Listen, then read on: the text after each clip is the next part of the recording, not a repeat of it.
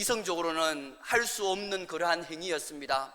좀 더 지나치게 말한다고 하면 그것은 거의 미친 짓과 별반 다를 바가 없었습니다. 왜냐하면 300데나리온이나 되는 이 항유옥합은 너무나도 귀한 것이고 너무나도 비싼 것이었기 때문입니다.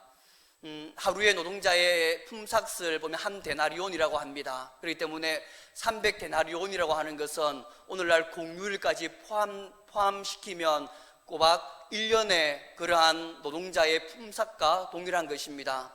그것이 하루에 최소한 5만 원이라고 친다고 하더라도 1년이면 연봉을 따진다고 하면 약 1,800만 원이나 되는 엄청나게 값비싼 그러한 향유옥합이었습니다.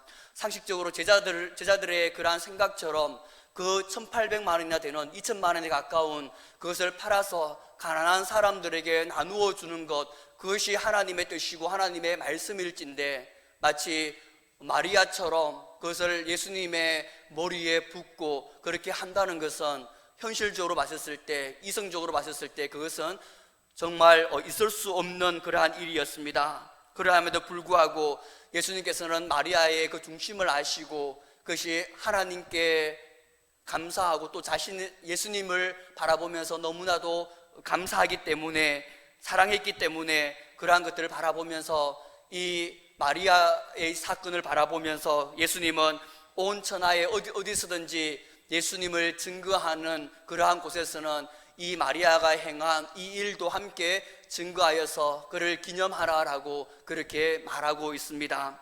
이렇듯 동기와 가정이 순수하면 그것이 나를 위한 것이 아니라 하나님을 위한 것이라고 한다면 우리 하나님은 그것을 기쁘게 받으시고 또한 그것이 혹 결과가 나쁘더라 할지라도 그것들을 다 용서해 주시고 또 더 나아가서는 복을 다해 주시는 하나님이심을 우리가 보게 됩니다.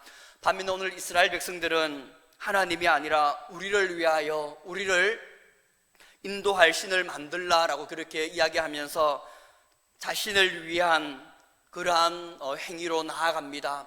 그 모든 것들은 대부분은 자기를 위한 것, 우리를 위한 것은 대부분은 죄가 되는 것입니다.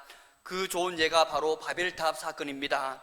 창세기 11장에 보면 언어가 하나여서 시날산 평지에 모두가 다 모였을 때 이 인간들이 말하기를, 자, 우리가 성읍과 탑을 건설하여 그 탑 꼭대기를 하늘에 닿게 하여 우리의 이름을 내고 온 지면에서 흩어짐을 면하자라고 그렇게 이야기를 합니다. 궁극적으로 하나님의 이름이 아니라 자기의 이름들, 우리의 이름을 내자라고 그렇게 말하고 있는 것입니다. 또 하나님께서 창조시에 생육하고 번성하여 땅에 충만하라라고 그렇게 말씀하였지만 이 인간들은 그것이 불편하였기 때문에, 그것이 싫었기 때문에 오히려 자신의 생각과 자신의 유익대로 한 곳에 모여서 편한 삶을 살았고 또 행복을 추구하기 위해서 나아갔던 것입니다. 하나님의 말씀과 정반대이 되는 삶, 우리를 위한 것, 나를 위한 것, 그것은 대부분이 죄가 되는 것입니다. 그러나 죄라는 것은 하나님의 말씀을 떠난 것, 그것을 보면 우리가 죄라고 이야기할 수 있습니다. 원어로 보면 간역에서 벗어난 것이라고 말할 수 있는데 그것은 이 간역이라고 하는 것은 하나님의 말씀을 의미합니다. 그렇기 때문에 죄라는 것은 하나님의 말씀에서 떠난 것, 그 모든 것을 다 죄라고 얘기할 수 있는데 그 죄의 결과로서 우리는 하나님을 위한 삶이 아니라 우리를 위한 삶을 살아가게 되는 것입니다. 그래서 우리가 하나님 보시기에 기뻐하는 삶이 아니라 나의 행복을 추구하면서 나를 위한 삶을 살아가는 그러한 삶을 살아가게 되는데 우리가 항상 하나님의 뜻이 무엇이고 하나님께서 원하시는 것이 무엇인지를 분별하면서 나아가는 삶이 우리에게 요구되어지는 것입니다. 또한 하나님의 뜻과는 달리 이스라엘 백성들은 눈에 보이는 신을 원하는 그런 모습을 볼 수가 있습니다. 아론에게 금송아지를 만들어서 우리가 눈에 보이지 않는 하나님이 아니라 눈에 보이는 하나님, 눈에 보이는 신을 믿게 해달라고 그렇게 요구하고 있습니다. 이성적으로 합리적으로 봤을 때는 눈에 보여야만 더 안심할 수가 있고 또한 더 잘 믿을 수 있기 때문입니다. 그것은 타락한 인간의 본성이 가진 또 하나의 속성인 것입니다. 우리를 봐서도 동일합니다. 눈에 보이는 하나님을 의지하기보다는 눈에 보이는 사람을 의지하고 힘과 근력이 있는 사람을 의지하는 것, 그것이 보면 우리의 어떤 타락한 본성이라고 말할 수 있습니다. 그러나 하나님께서는 눈에 보이는 것이 아니라 눈에 보이지 않는 그러한 하나님을 믿는 그 믿음을 우리에게 요구하고 있습니다. 육신의 눈으로 보는 것이 아니라 영안의 눈으로 보면서 하나님을 믿는 그 믿음을 우리에게 요구하고 계시는데, 히브리서 11장 1절에 보면 이렇게 말씀합니다. 믿음은 바라는 것들의 실상이요 보이지 않는 것들의 증거라라고 그렇게 이야기를 합니다.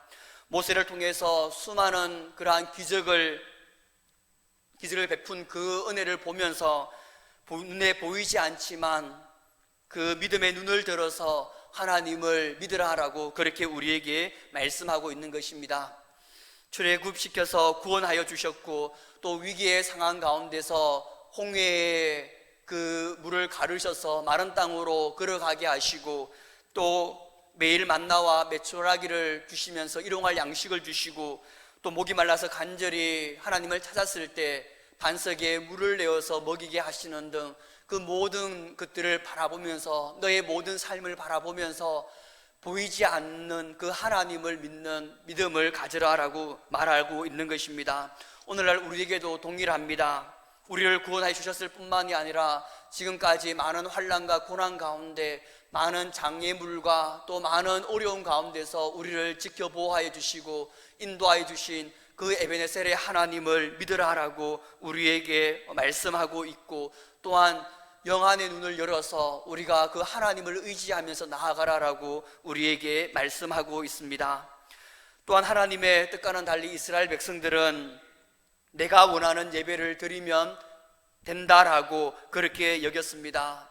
하나님께서 원하는 예배를 드리길 원하셨지만, 그러나 이스라엘 백성들은 내가 원하는 예배, 내가 만족하는 그러한 예배, 내 뜻대로 드리길 원하는 그러한 모습을 보게 됩니다. 그래서 6절에 보면 자신들이 원하는 번제를 드리며 화목제를 드리고 앉아서 먹고 마시며 일어나서 뛰놀며 즐거워하였다라고 그렇게 말하고 있습니다.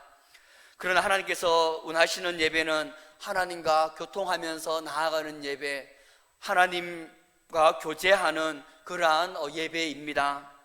지금 이스라엘 백성들이 드리는 예배에는 하나님의 임재가 없고 또 하나님의 교통과 하나님의 교제가 없는 그러한 예배를 드리고 있는 가운데 있습니다. 반면에 동일한 그 시간에 모세는 시내산 위에서 하나님과 교제하며 교통하며 하나님의 임재를 경험하는 그러한 예배를 드리고 있습니다.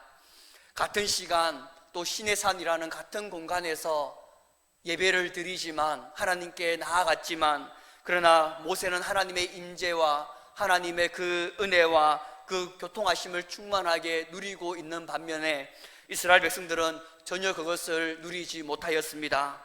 오늘날 우리가 드리는 예배도 마찬가지입니다. 지금 우리가 이 같은 시간에 예배를 드리고 있고 또한 같은 공간에 함께 예배 드리고 있지만, 어느 누구는 하나님의 임재와 또 하나님의 은혜와 하나님의 교제와 교통하심을 충만하게 누리고 있는 반면에, 또 어느 누구는 하나님의 임재와 교통을 누리지 못하고 그냥 수요 예배를 드렸다는 그 자체만으로 자기 만족과 또 자기 위안으로 삼고 나아가는 사람들도 있습니다. 과거에 제가 전도사 시절에 정말 이상하고 정말 기이한 일이 한 가지 있었습니다. 그것은 마치 잠언 30장에 나오는 것처럼 정말 기이하고 정말 이상한 것이었는데, 새벽 기도에 정말 열심히 나오고 새벽 기도 전에 이미 1시간 전에 이미 나와서 열심히 기도하고, 그리고 또한 모든 예배에 빠지지 않는 그러한 권사님이 있었습니다. 그런데 그 권사님의 성격은 가끔씩 마치 타협을 할 줄 모르는 그러한 불같은 성격을 보였고, 그러므로 인해서 많은 사람들로부터 멀리하는 그러한 분이었습니다. 참으로 기도를 그렇게 열심히 하고 또한 모든 예배에 빠지지 않고 그렇게 나오면 그 기도를 통해서, 예배를 통해서 하나님을 서서히 경험하게 되고 하나님을 만나게 됨으로 인해서 조금씩 하나님의 성품을 닮아가야 되고 하나님의 모습을 닮아가야 됨에도 불구하고 그렇게 되지 않는 모습들을 보면서 참으로 기이하고 참으로 이상하다라고 그렇게 여겼습니다. 그때 깨달은 것은 그 근사님의 기도가 하나님과의 그 쌍방통행이 아니라 일방통행이었음을 깨달았습니다.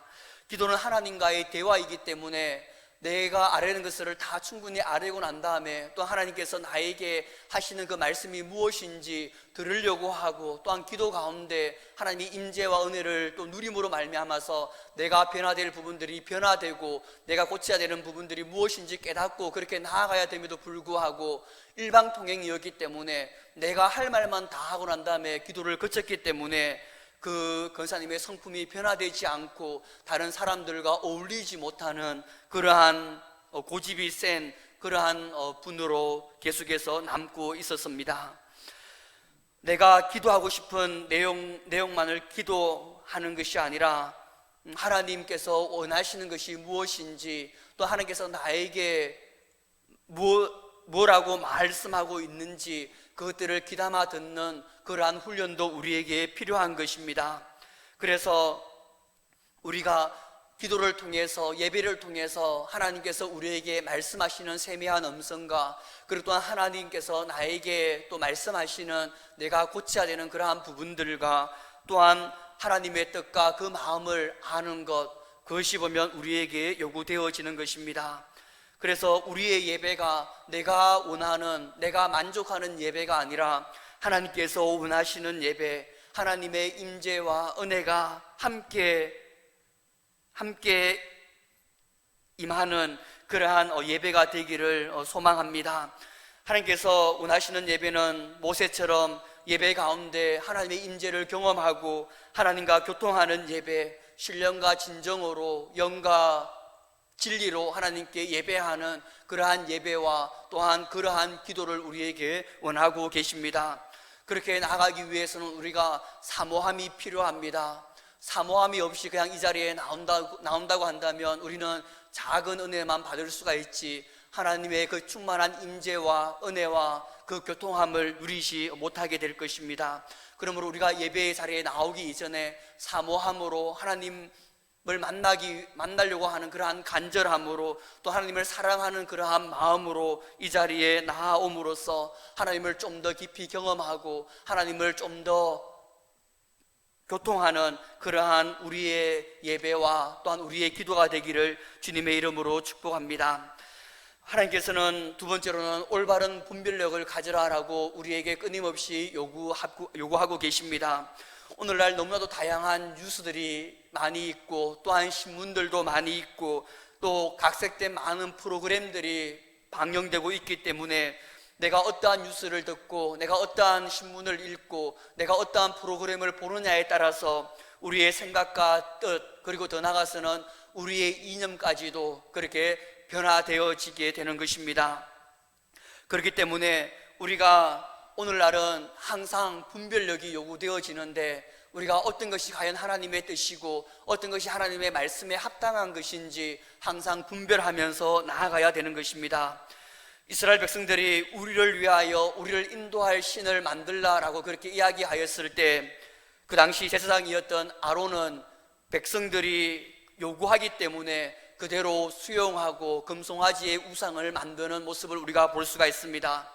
군중 심리에 빠져서 많은 사람들이 요구하니까 또 그렇게 간행적으로 해왔기 때문에 그것이 하나님의 뜻보다 사람들이 요구하기 때문에 그렇게 분별하지 못하고 그대로 수용하면서 우상을 만들어 나아가는 모습을 보게 됩니다. 우리도 동일합니다. 우리 주위의 어떤 환경이나 상황들 아니면 전통이나 간섭이라는 것 때문에 우리 계속해서 내려오는 그것들을 우리가 하나님의 말씀에 분별하지 않고 그렇게 나아간다고 하면 우리도 하나님 보시기에 무엇이 옳고 무엇이 그른지 하나님께서 무엇을 원하고 계시는지 그것들을 분별하지 못하고 나아가게 될 것입니다. 과거에 바카스라는 그러한 광고를 본 적이 있었습니다. 모든 사람이 예라고 말할 때 아니요라고 그렇게 말할 수 있는 사람, 그것이 잘못되었지만 군중 심리 때문에, 많은 사람들의 눈치 때문에 그냥 용기를 내지 않고 그냥 나아가는 그러한 삶이 아니라, 잘못되었다고 한다면, 그것이 하나님의 말씀에 위배되었다고 한다면, 그것이 하나님의 뜻이 아니라고 한다면 당당히 아니요라고 말할 수 있는 사람, 하나님께서는 그 사람을 찾고 계시는 것입니다. 오늘날 제가 또 좋아하는 한 사람이 생겼습니다. 바로 진중권이라는 사람입니다. 전 동양대 교수로서 진보주의 사람이었습니다. 그런데 요즘 진보가 권력의 맛을 보고 계속해서 그 권력을 누리기 위해서 온갖 편법을 동원해서 그렇게 나아가는 것들을 보면서 진보의 핵심 가치인 공평과 그리고 정의를 잃어버리고 초심을 잃고 그렇게 타락하고 부패하게 되자, 이 진중권이라는 이 사람은 오히려 진보주의자들을 공격하는 그러한 사람이 되었습니다. 그래서 진보주의자들 가운데 가장 무서운 사람이 오늘날 바로 이 사람인 것입니다. 제가 이 사람을 좋아하는 이유는 잘못된 것을 잘못이라고 당당하게 말하는 것이기 때문입니다. 그가 타락한 진보를 공격하는 이유는 진보를 망하게 하는 것이 아니라 진보의 가장 소중한 가치인 공평과 정의, 그것들을 잃어버리고 초심을 잃어버렸기 때문에 이 사람은 다시 한번 초심으로 나아가자라고 그렇게 강하게 몸부림치고 있는 것입니다. 그래서 다시 한번 이 진보가 정말 참된 그러한 진보로서 거듭 태어날 수 있도록, 깨어있는 진보 세력들이 다시 한번 그들의 초심을 가질 수 있도록 그렇게 하기 위해서 그가 강하게 타락한 진보들을 공격하는 것들을 보게 됩니다. 이념을 떠나서 정말 아닌 부분들은 아니라고 말할 수 있는 것, 정말 하나님의 말씀에 봤었을 때 이것은 아닌 부분들은 아니라고 말하고 하나님의 뜻이 아닌 부분들은 아니라고 말할 수 있는 것, 그것이 오늘날 하나님께서 우리에게 원하시는 삶이 아닐까 생각해 봅니다. 하나님께서는 오늘날 동일하게 초심을 잃어버리고 나아가는 모든 교회들에게도 동일하게 참된 그러한 신하, 충성된 그러한 종을 찾고 계십니다. 타락된 부분들을 보수하면서 나아가고, 또한 부패된 그 부분들을 다시 한번 지적하면서 회개하며 나아가고자 하는 그러한 충성된 하나님의 종을 찾고 계십니다. 오늘날 우리가 우리의 모든 것들을 바라보면서, 먼저 내 삶을 바라보면서 하나님의 뜻과 하나님의 마음과 다른 부분들이 있다고 하면 회개하며 다시 한번 초심으로 돌아가는 저와 여러분들이 되길 바라고, 그리고 또한 잘못된 부분들이 있다면 하나님의 말씀보다 더 앞장선 것들이 있다고 하면 그것들을 회복시켜 나아가는 우리의 삶이 되기를 간절히 소망합니다. 만약 우리가 타락되었음에도 불구하고 그것들을 방관한다든지 아니면 돌이키지 않는다고 한다면 하나님은 우리를 내 백성이라고 여기지 않을 수도 있습니다. 7절 말씀에 보면 여호와께서 모세에게 이르시되 너는 내려가라, 네가 애굽 땅에서 인도하여 낸 네 백성이 부패하였도다 라고 그렇게 말씀합니다. 하나님은 내 백성이라고 얘기하지 않습니다. 내가 이스라엘 땅에서 구원하였다라고 그렇게 말하지 않고 네 백성이라고 얘기하고 네가 인도해낸 백성이라고 그렇게 말씀합니다. 하나님께서 원하시는 것은 우리가 하나님의 백성이 되고 하나님이 우리 하나님이 되는 것을, 그것은 구약부터 주님 다시 오시는 그날까지 원하고 갈망하는 것이 하나님의 그러한 마음임에도 불구하고 우리가 부패되고 타락되어 가고 있고 거기에 돌이키지 않는다고 하면 하나님은 우리를 하나님의 백성으로 또 여기지 않을 수도 있다라고 우리에게 말씀합니다. 그러므로 우리는 초심을 잃어버리지 말고 항상 하나님이 우리의 하나님이 되고, 그리고 또한 우리가 하나님의 백성이 될 수 있도록 우리가 늘 하나님을 바라보며 하나님을 의지하며 항상 하나님의 뜻에 합당하게 그렇게 분별하면서 나아가는 우리의 삶이 되기를 주님의 이름으로 축복합니다. 마지막으로 하나님은 우리가 참된 중보자로 서 있기를 원하고 계십니다. 하나님께서 모세에게 이스라엘 모든 백성들을 다 진멸하고 내가 너를 세워서 더 큰 나라로 내가 삼겠다라고 그렇게 이야기를 합니다. 우리 같았으면 하나님께서 말도 듣지 않고 또 강팍한 이 이스라엘 백성들을 다 없애버리고 내가 너를 위해서 다시 많은 사람들을, 하나님 보시기에 합당한 사람을 다시 만들어서 그렇게 너로 큰 나라를 만들겠다라고 한다고 하면 우리는 고맙습니다라고 그렇게 말할 것인데, 이 모세는 그렇게 이야기하지 않고 이 타락한 이스라엘 백성임에도 불구하고 이들을 위해서 중보하면서 나아갑니다. 모세가 중보하면서 나아갈 때 먼저는 하나님의 영광, 하나님의 이름을 그렇게 이야기하면서 이 백성들을 진멸해서는 안 된다라고 그렇게 말하고 있습니다. 11절에서 12절 말씀을 보면 모세가 그의 하나님 여호와께 구하여 이르되 여호와여 어찌하여 그 큰 권능과 강한 손으로 애굽 땅에서 인도하여 내신 주의 백성에게 진노하시나이까? 어찌하여 애굽 사람들이 이르기를 여호와가 자기 백성을 산에서 죽이고 지면에서 진멸하려는 악한 의도로 인도하여 내었다 말하게 하시려 하나이까? 주의 맹렬한 노를 거치시고 뜻을 돌이키사 주의 백성에게 이 화를 내리지 마옵소서라고 이렇게 이야기를 합니다. 만약에 하나님께서 지금 이 시내산에서 이스라엘 백성들을 진멸해버리면 여호와라는 그러한 이스라엘 신이 그 자기의 백성들을 시내산에서 죽이고자 애굽에서 출애굽시켜 주었고 광야에서 인도하여 내었다라고 그렇게 비난할 것이다라고 이야기하면서 하나님의 거룩한 이름을 위해서라도, 하나님의 거룩한 영광을 위해서라도 그렇게 해서는 안 된다라고 말하고 있는 것입니다.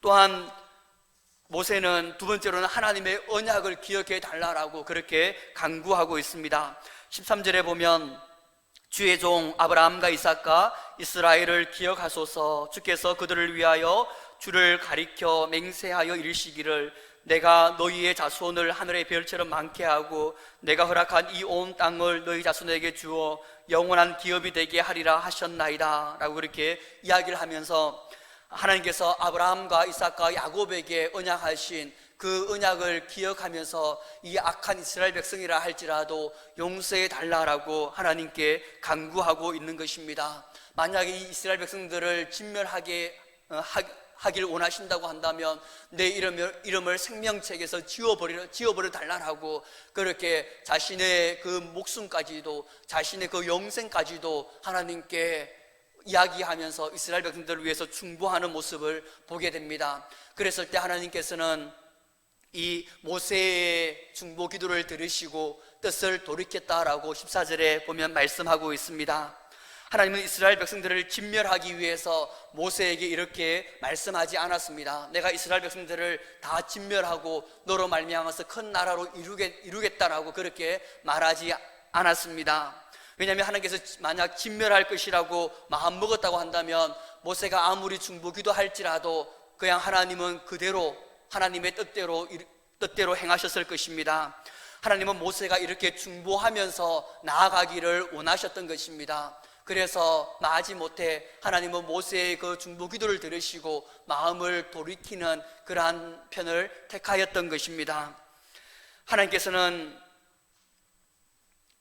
끊임없이 오늘날에도 누군가가 하나님의 마음을 깨달아 하나님 모세처럼 중보자로 서 있어서 하나님의 마음을 돌이키길 원하시는 하나님의 모습을 보게 됩니다.